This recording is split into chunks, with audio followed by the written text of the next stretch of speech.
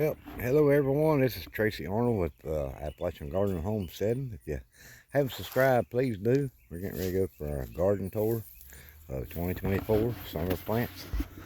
And this is the first weekend of July. And all these are aromas, very small aromas. Reason is of where I've had surgery. It put me behind on getting a lot of things done.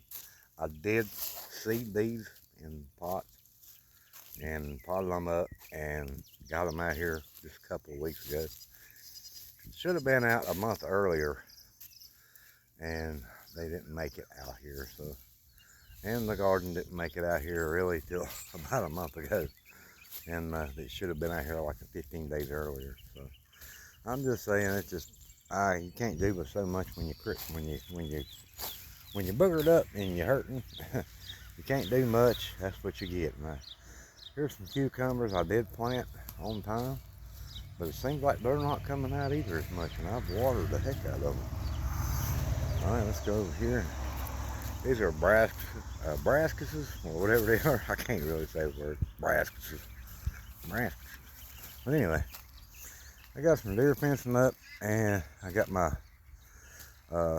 Kentucky Blue Lake, Kentucky Blue Lake Wanderers. These are running beans, and seems like they're doing really good now since I've been able to get the water to them. The leaves are kind of yellowish looking, and we have been in a drought, but I have been throwing the water to them. Maybe a little too much, I'm not really sure. And down here on this end, we've got bush beans from. Now I'm gonna tell you guys something.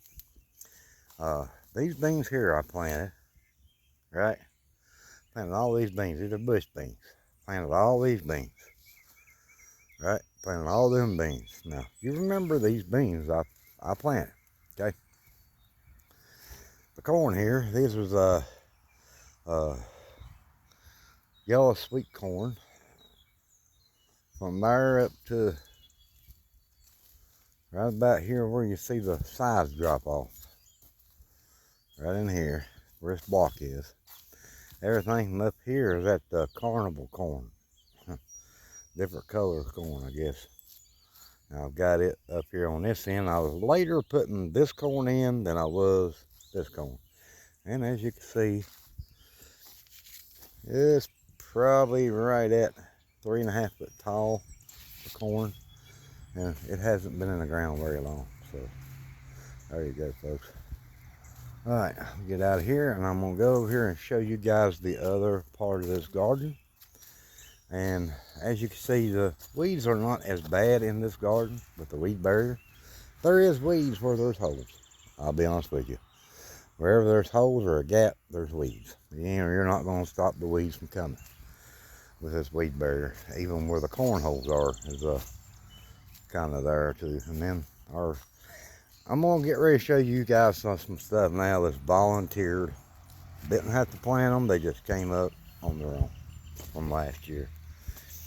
I'd like to give a shout out to Ed from work and tell him what kind of amazing feller he is. He came up here and back probably in March or April, and he plowed both these gardens, and then he come back in the end of May and tilled the upper garden. I'll show you guys that. Look at this here. These are crookneck squash, volunteer, okay? To be honest with you, I didn't want any this year, but I ended up with them. Yeah, there we go. I'll cover that plant up a little bit. All right. We've got looks to me like we got some volunteer tomatoes right here. See there? Yep, we got some here, some volunteers. And these are beefsteak tomatoes here. And I've got, see, look at there, little bitty squash. Crookneck squash right there. Nice, that's a good size there. I might just get rid of the other plants and keep that one. I think them are the same thing. So I've got plenty of squash plants, and we got plenty of weeds. So I gotta show you guys something else, though. Hopefully not a snake. But see all this, all these vines? These are green beans. These are the green beans I planted last year. Have came back this year in force over here, and I just let them grow. I just let them grow and grow and grow. That's what I've done. See, they're already climbing this deer fence and here protecting the garden. And that's just a tomato plant here. I believe that's a beefsteak tomato too. I got different types of I've got this one set up too. And it's maybe aroma. I'm not sure. Yeah, it's aromas. Them aromas. Alright. Let's see if I can get over here and find some green beans. We had some the other day. We've already got a pickings. Pickings and a grinnings before long. Sure, I gotta keep a check, find where the bottoms are. Like this. Right here. Show y'all this. Okay. There's what I'm looking at right now as far as my green beans. And they are looking really healthy, really good. So I've got to get out here in the jungle part. This is where no weed barrier has been used. I haven't been out here to do nothing in this part except for to stake up some tomatoes. And I actually transplanted a couple of the tomatoes in another area. Look at this. I mean, green bean galore right here. Show you. I don't know if you guys can see this or not. Yeah, look at that. And I've got to do everything left-handed. Can't do nothing right-handed. Crazy, eh? Yeah, these are ready to be picked. These are ready. These are ready. Check out that. I never, since I've been gardening, I have never picked green beans this early. And it's crazy. Alright, I gotta show y'all something else that's early too. These are volunteers too. These didn't do as good. They're small corn. I think that's the circus corn from last year. And put the green beans in a safe place. But look at this. It's sweet corn. And looks to me like the tassels are gone. Yeah, they fell off. So these here, they may be ready, or it's either for the drought. I'm not sure. Yeah, it looks like it's still damp in the top. I'm gonna leave it. But they didn't grow tall, but I mean they're like 6 foot. That one there is 6 foot, rest of them like 4.5 to 5.5 to 6 foot. But we just about got some ears of corn there ready too. That's crazy. And then our volunteer sunflower. Everything you see over this side, where it's a jungle, I did not plant this stuff. It's all coming up on its own. All the way down to, get out of here, bud. All the way down these green beans, the crookneck squash, those tomatoes you see out there are all volunteer. So that's just extra stuff if I get it harvested.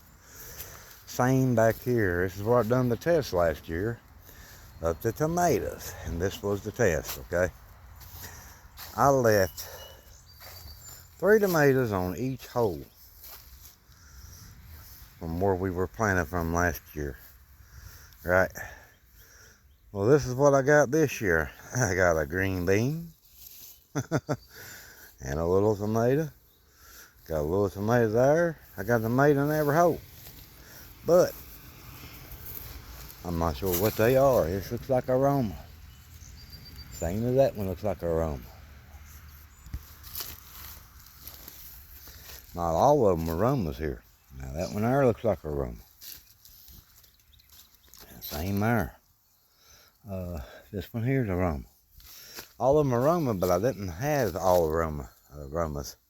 So from what that shows me, if you've got aroma and you let it rot down by the hole that you planted in, that you've had it planted in, you're probably gonna have aroma the next year.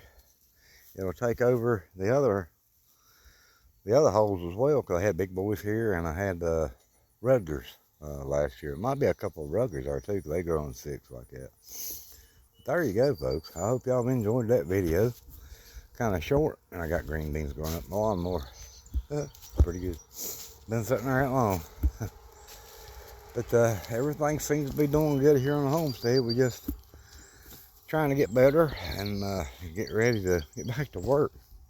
I'm ready, because I'm not used to doing as much sitting around as I've done the last, well, since January. I've not been able to do nothing. Oh yeah, I got cabbage over there. It's gone to the bugs pretty much. Got another Roman tomato over there. That's one of the transplants that I have from over yonder on the other side of the garden. And we've got more tomatoes up top. Let's go up there and check that out.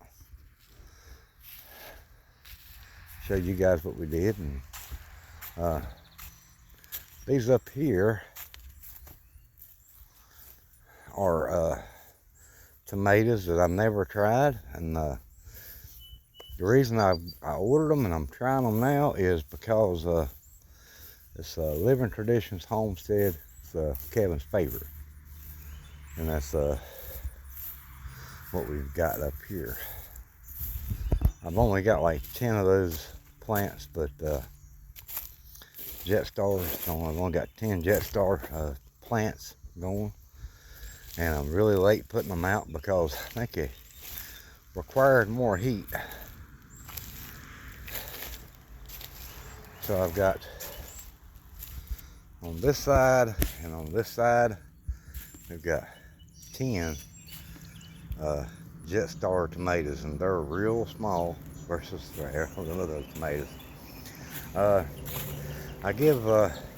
let my neighbor, I actually put him some tomatoes up here on this end, 4 different kinds, and he's got them wrote down what they are, but he's going to take care of these tomatoes. I'm taking care of mine. Hopefully they'll produce something, but it's hard to tell.